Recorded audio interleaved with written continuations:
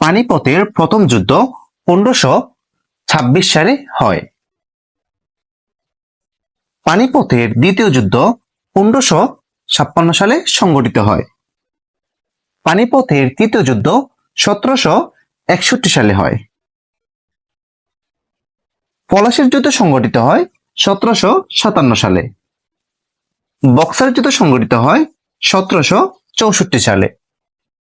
Trafalgar যুদ্ধ সংঘটিত হয় 1805 সালে।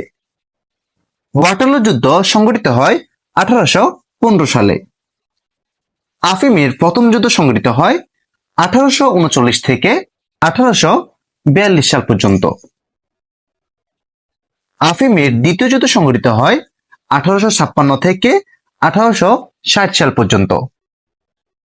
তো প্রিয় শিক্ষার্থীরা, এখানে উল্লেখিত যুদ্ধগুলো আমাদের